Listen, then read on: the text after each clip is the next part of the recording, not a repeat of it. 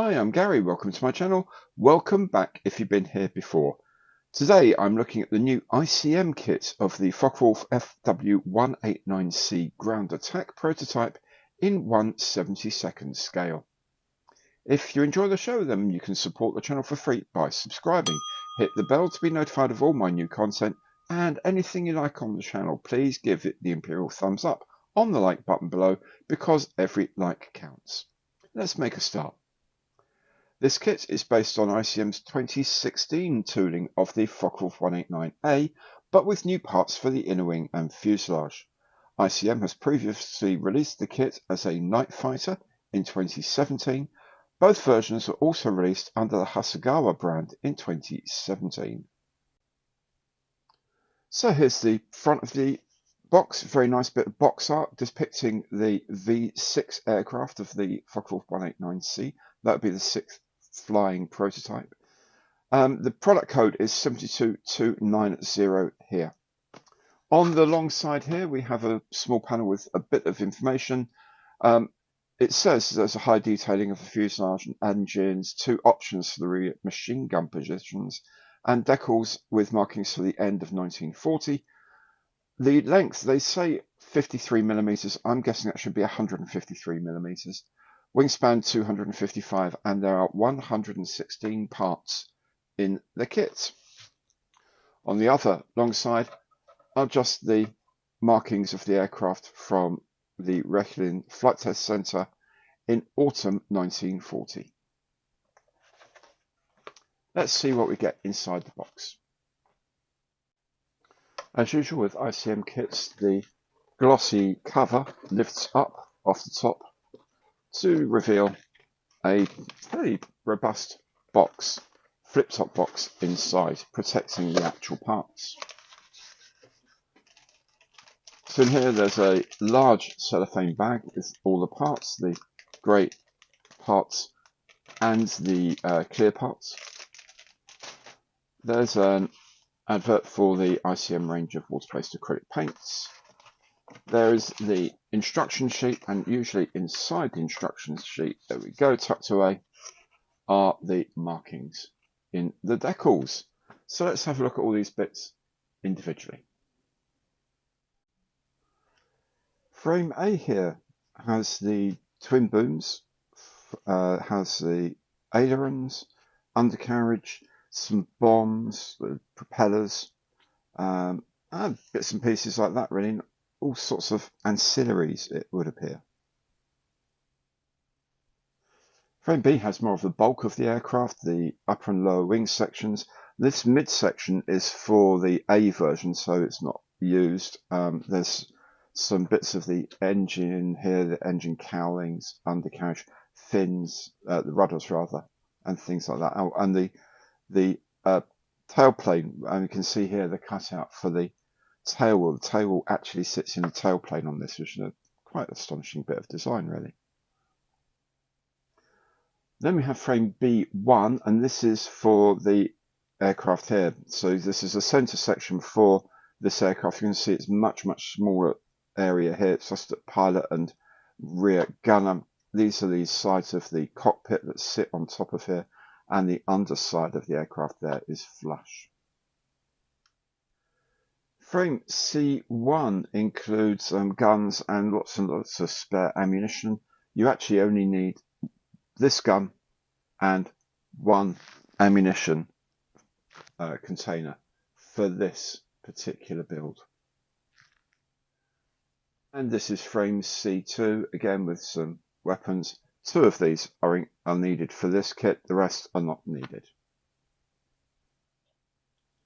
Frame D contains all of the transparent parts for the other kits. You don't use any of this apart from this one little bit here, which is probably an underwing identification lamp cover. All the rest of this is superfluous. And lastly, there is this frame labelled as D1. These are the clear parts for this aircraft. As you can see, they are minuscule because, of course, it was completely armoured at the front end. Taking a closer look at some of the plastic, this is from the newer part of the mould, the new part of the mould specifically for this mark. And you can see very, very clean plastic indeed. Panel lines look sharp and clear. Rivet lines all very nice as well. On the underside of the center section, again, it all looks very good. Very clean, very tidy. This should make a very, very nice kit indeed. If we look at the wings, which have been used for several kits already, there's a bit of, I don't know what this is around the edge here. Maybe I'll wipe that over with a bit of IPA before I make anything, do anything with it. Don't know if that's a bit of something from the mold. Anyway, you can see the molds, the plastic surface looks a little bit muffled. Kind of suggests they've been using some release agent on there. But anyway, I'll wash these before I start making anything. Otherwise, the molding looks nice and crisp. You know, these are the things that have been used for 4 or 5 versions, and they still seem to be pretty good, actually. Not bad at all. Remember, this is 1/72, so yeah, I'm fairly happy with the level of detail here.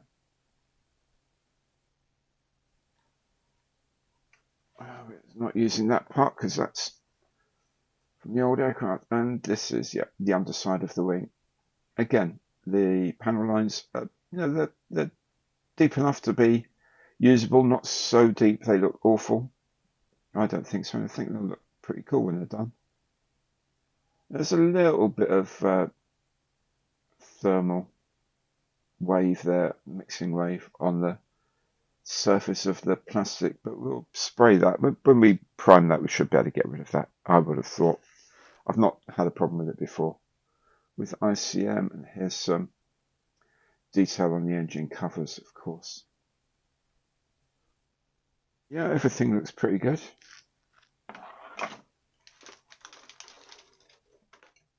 If you take a look at the detail of some of the smaller parts like the undercarriage, it's very, very clean.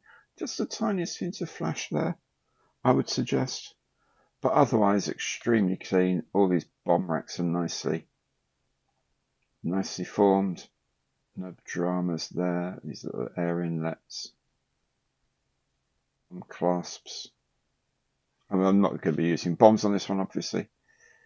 Little bits and pieces here and there, all very nice. The classic FOCKE WULF 190 spinners there as well on the front. And there's the tail wheel, very nicely moulded tail wheel, I have to say. That looks good. And the main wheels look fine, absolutely fine, no problem with that. The decal sheet is fairly minimalist. There's not a lot on here. There's some don't walk markings.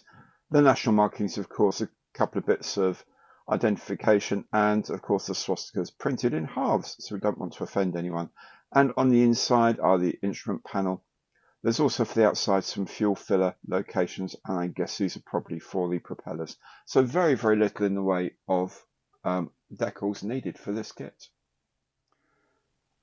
Having a close-up look at the instrument panel and the other decals, they're fine, they're good. This is the standard 0.5mm pencil lead here. You can see these lines all very nicely crisply printed. Registration on these fuel symbols looks pretty good, and the text here is very clear. Nur hier betreten, only walk here. Everything else is fine. The crisp, the sharp. Yeah, the decals look very good indeed. The instructions, very, very usual for ICM, a reprise of the box art here in colour, a history of the aircraft and some technical specifications in both English and in Ukrainian. There's colour callouts, and these will reference the ICM colour codes. You can, of course, reference these from the ICM website. You can get some conversions to other brands of paint should you wish them.